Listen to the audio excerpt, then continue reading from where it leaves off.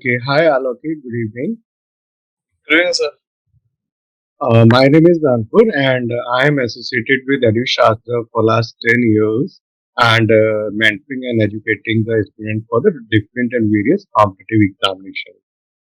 So, Alok, I was just going through your profile and you are basically from the commerce and accounts background, right? Okay, Right. so, as you have also some work experience, around 2.5 years of work experience in different corporate companies, right? So nowadays, I suppose you must be having this point that there is some kind of recession is coming up all across the world. We're talking about recession, and this would be a good recession period. Now, so if there is a recession, right? And on the other side, the banking industry or the finance institutions are raising their rates, interest rate, Right. right? So, how do you tackle with this in a situation that if there is a recession, there is a layoff of the jobs, right? And on the other side, the financial institution are raising the interest rate, making the home loan, car loan, purchasing power, everything is difficult for a one common person, right? So, how do you perceive this situation? So I think those both of those things are we can see them separately right now. So recessions currently we can see the recessionary pressure in European countries and US more, and that is on the backdrop of the Ukraine Russia war that is happening, and on the backdrop of the COVID impact. But yet India is yet to see any recessionary pressures as such. Uh, Now coming to the point of banks increasing the interest rates, that's because the government is increasing the repo rate. The government wants to reduce the inflationary pressure that's going on in the market. The prices are skyrocketing for all the commodities. So the inflation rate for December was 7.9%, which is pretty higher to what government needs. The band for inflation is 2 to 6%, and it has been crossing it for a couple of years now. So the government wants to keep the inflation in check. That's why it's increasing the repo rate, which is Mm-hmm. then leading to an increase in the interest rate. So Mm-hmm. I think Indian government is doing its part to curb the inflation rate. I don't think it would create any recessionary pressure as of yet, because Okay. we can see a good growth rate still. We are projecting a growth rate of around 6.2% for the next year. So I don't think there is any recessionary pressure in India. Mm-hmm. Okay. So, Alokik, as you have discussed that the price of the commodities are skyrocketing high, right? And the same thing I am just adding up to this part that financial institution are raising the interest rate and they are claiming that with the increment of the interest rate, the inflation will go down, Right. right? So, how is this possible that once the inflation is going high, and on the other side, the institution are also raising the interest rate. So, as a Sure. common person, what I can understand that if the interest rate is high, price will go further up, right? But Yeah. institutions are claiming, banks, even RBI is claiming that this will curb, this will leave down the inflation. So, what is this process? So as I spoke in the earlier parts, government uses this mechanism of increasing the repo rate to control the inflationary pressure. So, repo rate is the rate at which government lends RBI, especially lends out money to the banks. And when the government thinks that the inflation is high and the commodities are getting expensive, they increase the repo rate. So it becomes expensive for for the banks to take the loans, which in turn bank makes sorry the bank makes the interest rate that they are offering higher. So what happens is when consumers go to the bank, they ask for loans, they get it for hikes, so it becomes more expensive. So when the money supply in the hands of people are less, the demand for products are considered to go down, which can, because of the law of demand supply, which would reduce the price. But don't So you think at this point, if the okay, so if you're saying that demand of the product is going down, so this will also affect the GDP and this will affect the industry. If the demand is down, then the industry cannot sell their product, right? And if they are not able to sell the product, they will not receive the money. And if they are not receiving the money, how can they pay the salaries to the employees, right? If employees are not getting salary, how can they purchase the product? So this is a complete cycle, right? So if the product are not selling, nothing can be done, right? So not able to convince with your answer that how this process can low down the inflation. So I think this is a paradox. If we increase, like, if we give more money supply to the hands of people, if the money supply in the market gets increased, though we have money, though the demand is high, the GDP is high, GDP goes high, but because the demand goes up, the price of the product also goes up. And I don't think any government wants to increase its GDP just by increasing the price of the products. It wants more products to sell. And it Okay. should be organic growth in the GDP rather than increase in price. The number of the units of product should increase. So the government wants to keep the price of the product at check, and then the commodity quantity should grow. Which can only increase if the government is if the economy is growing organically. Okay. Okay. Now, coming to the next part of the economy, as we look for the say, different countries across the world, right? Or otherwise, we look for any population in any area, maybe in a one city or maybe in a one country. So now we are seeing that the money is centralized. Either we have a very high, very developed cities or very person who are having a good amount of money, or on the other hand, we are having a very poor countries, very poor people. Like there is a big difference between them. So how do you perceive this situation? So I think this is an issue we face in all most of the even for the developing countries. The population, some part of the population, unless it's a socialist country, it happens that there is a income disparity between the rich 1% and the bottom 50%. And as per the report by IMF, which I read a few days back, the 1% of the top 1% of the whole world are have the wealth equal to 50% of the bottom 50% of the. Yes, yes, yes, yes. So always uh, if we want the disparity to end and we want equal opportunities and equal wealth to people, socialism is the way. And if we go for capitalism, this ought to happen because some people would do good and earn big, and they'll keep on compounding their money and increasing it. But some people would be left behind. Okay. The government So should tend to do better. okay, okay. Yeah, sorry, So sorry. just to control this situation, why can't the government print us some extra currency and distribute to these persons? So actually, again, the government can't just keep on printing the money because money. As I'll go back to the point I was stating before. If there'll be an organic supply of money in the market, then the price of the products would increase. Anyways, the rich people won't get affected by it because they have money, but the poor people whom the government will give the money, the commodities price will increase, and I think they'll be in a similar position.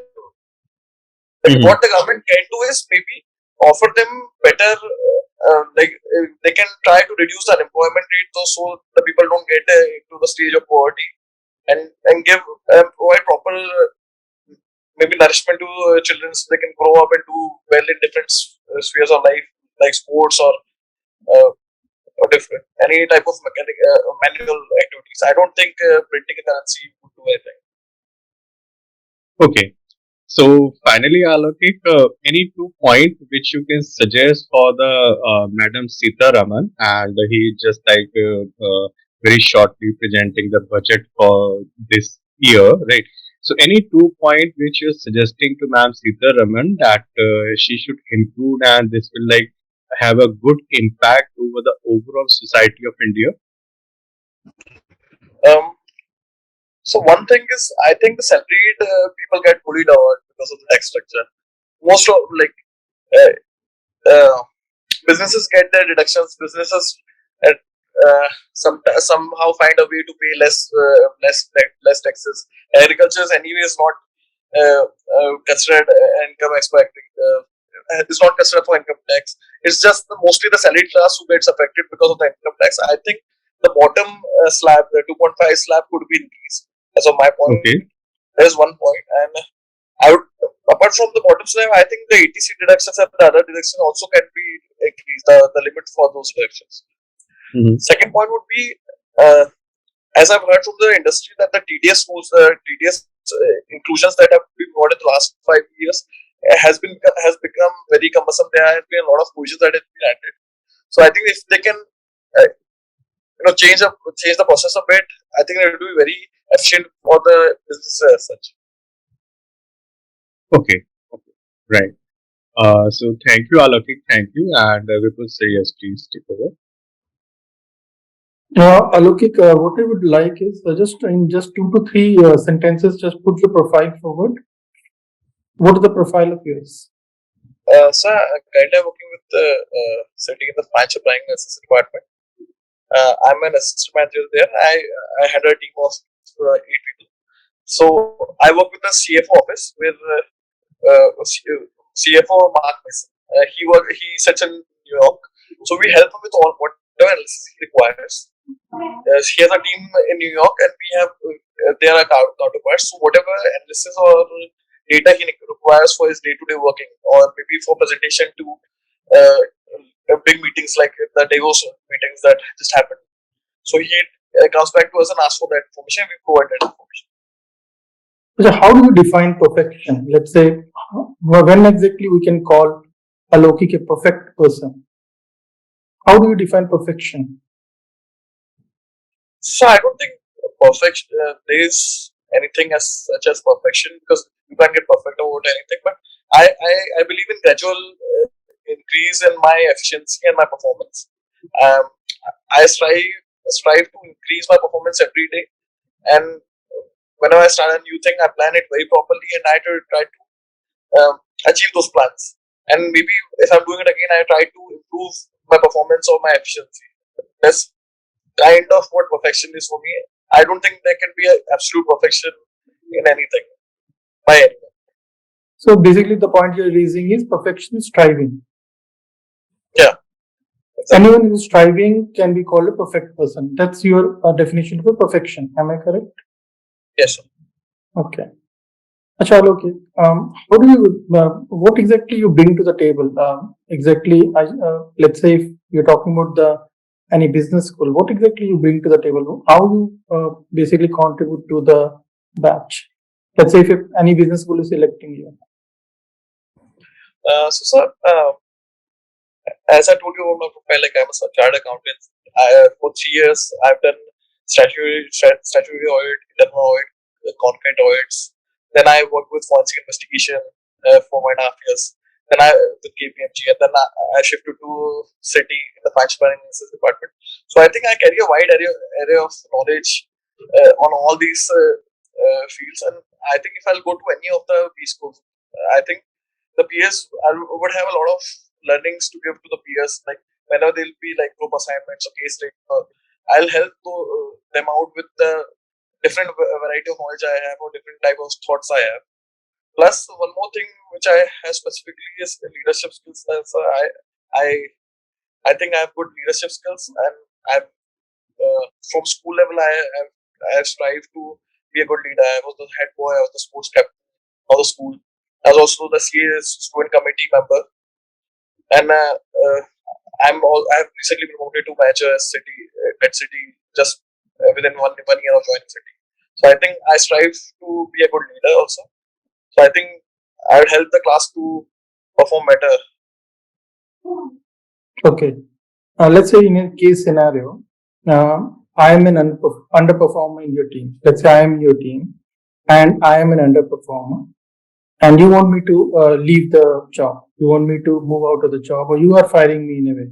Let's say I'll put it in this way. How exactly you're going to communicate this to me? Let's say right now, you want to fire me. I have been working in this company for 10 years, let's say. So how you will handle me right now? Let's say just like 2-3 seconds or 2-3 minutes, you have to communicate to me that you are firing me. Okay. So sir, I'll assume that because you are a performer, I would have brought this to your notice beforehand that you are not performing at par. So I'll start with. I'm sorry, can I get your name? My name is Vipul, VIPUL. Sorry. So Vipul, I think as we have already communicated that you have not been working at par with my expectations and the expectations of the company, and you have been given proper opportunities to try and improve yourself and your attitude towards the work. But since we can't see any improvement uh, as such in your work, I think we'll have to let you go. And there's just nothing personal about it, but just professional things. And I wish you the best for your future. Okay, basically you will come to the point straight away. In many of the communications, whenever we have to put a bitter news forward, usually there is a technology in the corporate world which we call it as sugar coated talk, in which you start with sugar, put a bitterness in between, and then end with the sugar. Usually we deal in HR. Okay. Sir, okay, now coming to one more very important question is why MBA? Why, how exactly MBA is fitting in your I would say prospect or in your future? So I think I'll give the answer in three ways. First, in a broader sense, I think MBA would give me an opportunity to widen my knowledge and increase my abilities to network and work with teams through the case study approach that works in AM colleges. I think I'll try to manage workload and everything better. On on a more personal level, sir, I think I'm currently working the financial planning side and analysis side, which is the finance related. I want to work in the business side, like on the front desk side of maybe banking or business management consultancy and also. I think organically that can't happen very quickly in my organization. I have to do a MBA to get to that position. And thirdly, I think, sir, as you know, I'm a chartered accountant. I have not got an opportunity to uh, go to college. So, while during CA, I have had that thing in mind that I want to attend. I want to enjoy that college life. I have to have the taste of that college life. So, I decided I'll work for some time and then I'll do an MBA. So that's more personal to me. Hoping that the COVID situation doesn't comes back, then you will have the same scenario going on. Achha, okay. Sagar, yeah, Sagar, you can start now. Hi, Alok. I'm Sagar. I'm a teacher with EduShastra. Okay. Hi, Sagar. Yeah. So first of all, I'll just like to ask you that, let's say in 4 to 5 sentences, what would your co-workers, your friends, family describe you? Who is Alok? How will they tell you? So my friends used to describe me as a good leader and a good planner because whenever anything has to be planned or anything has to be put forward, we have to do anything together. They take they bring me forward because they know I can bring good points to a table and make a better plan, and I'll help them to execute it better. So mostly for my friends, it's like that, and for my family, I would say I'm a caring person, but I'm not a very emotional person. I have my task in mind, and they don't have to think about what I'm doing. I plan it very properly, and I execute all my works. So I have an emotional side of things, but decision making, I take it very through a very good thought process.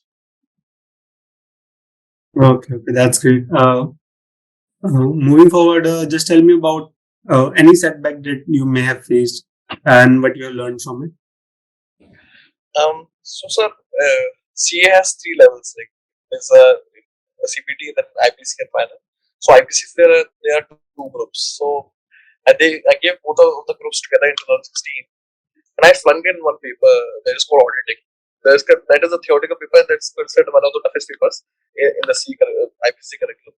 So I think that was a setback, and I was not expecting it because I studied very hard for the subject. I like that subject, and so I wanted to understand why I didn't make it. So I asked for the papers, like I requested the institute to send me the papers, the check papers, and then I analyzed it, and then I understood that I knew everything what was given in the paper, what was asked in the paper, but I was not able to articulate it properly in the answers. I had so much knowledge that I was not able to pinpoint on the answer that the question wanted.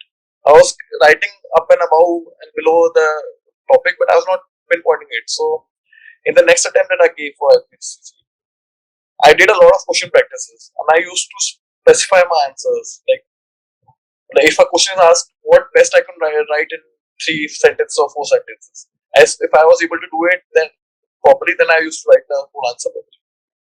But then that was a setback and what I did. Okay then. My last question to you would be that, let's say hopefully you'll get into a top IIM. Then what do you think will be the biggest challenge to you during that time? Sleep deprivation, sir, I think would be the biggest challenge because I love my sleep. Like it's very hard for me to function with less than 6 hours of sleep. So I think that would be a problem. Apart from that, I think I would enjoy it. I've always dreamt of being there, so I enjoy all things. Okay, that will be all from my side, Anku sir. So hi Alokit, just relaxed. Yes, sir. So how do you perceive about all these discussion? It was a nice interview, I would say, because it was pretty conversational, and I like having conversations with people. So it seemed pretty fine to me. All of you were very receptive to the questions, so I liked it. So basically, when we talk about just Vipul sir has used the term like sugar-coated discussion, right? So when I was discussing the inflation and the countries, the money power centralized. So what is my suggestion? As you have given a one point that IMF have given a report just 2 days back and all these things. So just use some standard terminologies in your discussion, right? And use some references of the discussion of the reports or the say statement which the different organization heads are given, right?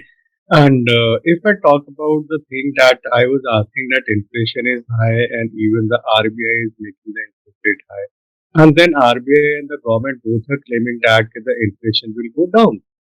Right हम ये बोल रहे हैं कि महंगाई बढ़ रही है और इंटरेस्ट रेट भी बढ़ रहा है बट क्या हो रहा है कि हम फिर भी ये कह रहे हैं कि महंगाई कम हो जाएगी right so there is a one proper process defined for this right this is not like कि randomly they are doing this and there is some process and we have some definitions and the nomenclature for this process right so what I suggest I suppose you must be having some time for your interview and as you're having a say commerce background chartered accountant right so just give us some general reading of the recent reports right and the suggestions for the budgets right because this is a very hot point which you will face in your interview Right. right say deduction or the say, increment of etc is a very minor point for the overall industry or say the country like India, which is a big country, right? And I suppose that you must be having around say how much? Around 7 or 8% salaried persons are paying the tax, right? How much is this number? What is the percentage of this number? The salaried people in India? It's more like 15%. Yeah, around 15%, right? And what about the remaining 85%? Right. So now they are having a different structure. They are going down and picking up a different businesses. They are like invented the GST. So all these things are coming up, right? So just give a general reading, right? What is happening all around you in the say last past 1 month or so, and try to use some references and the technical terminologies. Right. So practical usage is the one thing, as Vipul sir were discussing, what you can bring down to the table. And as you have analyzed your paper of IPCC, that you're saying you're writing top, you're writing bottom, but you're not there on the point. Right. So what is point? If I say uh, describe say anything, right? If I say describe India, so I cannot say India is a big country, India is a wide country, India is having this, that. I should have some facts and figure. What is the area? What is the population? What is the literacy rate? What is the GDP? Right. So these facts and figure will like give a weight for your verbal communication. Sure, sir. Right. So just give us some general reading, right? Utilize some time for this. Just one more point to just adding to Mr. Ankur's point.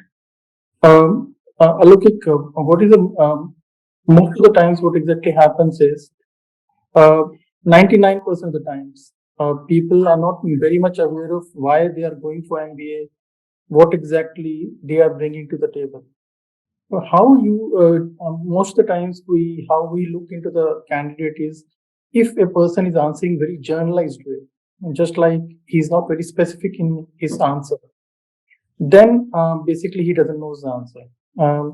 And you were journalist. Many of the answers you were giving, it was not very pinpointed answers. I'll when you're going to some place, or let's say I am going to my office, or I am going to some, let's say Ankurji house.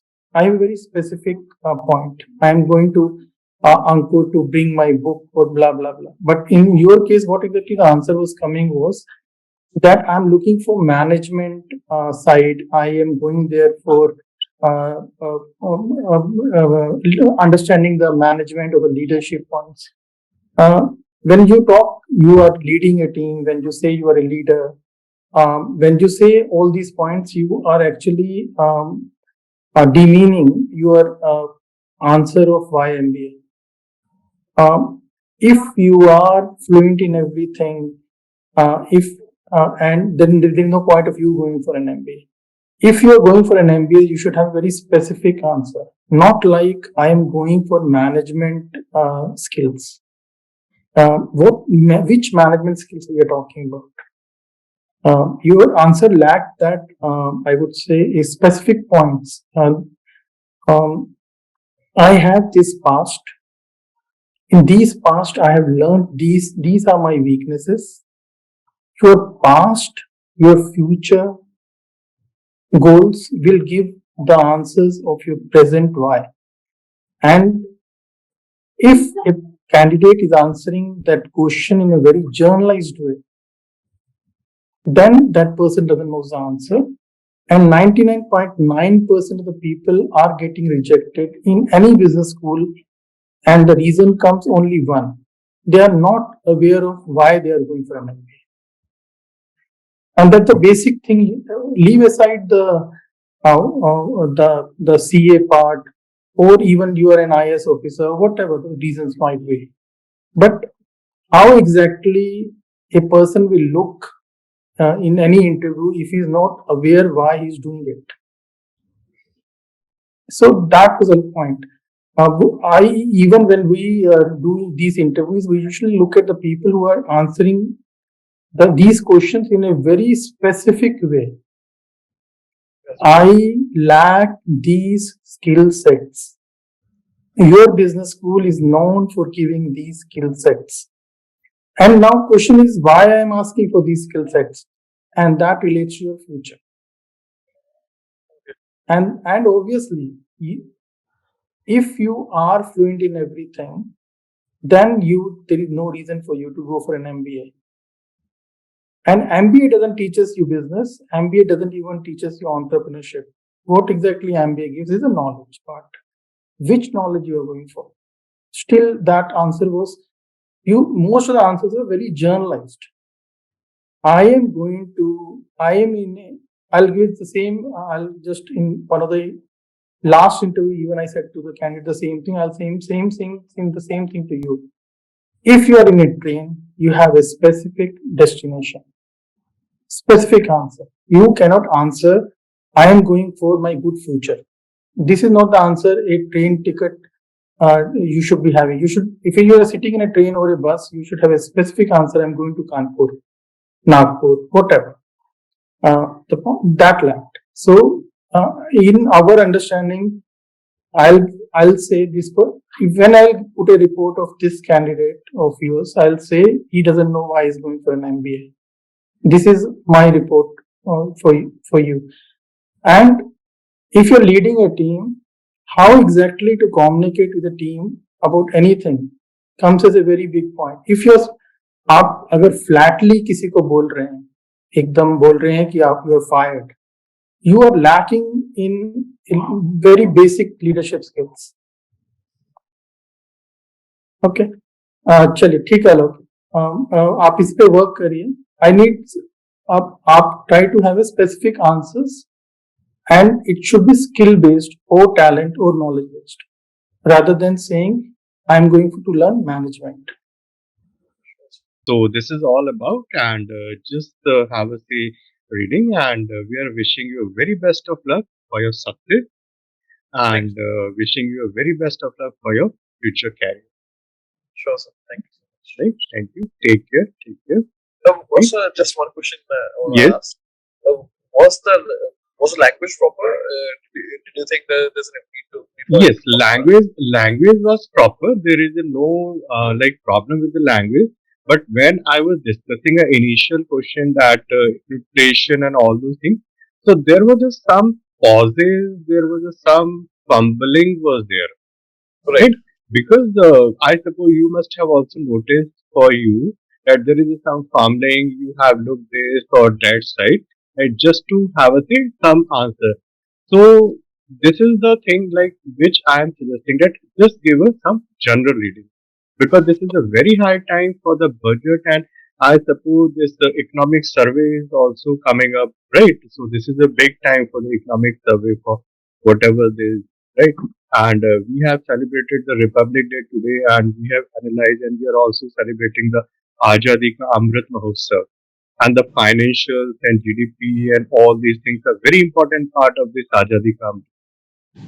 Right. So use these terms, right? Relate these terms with the surrounding.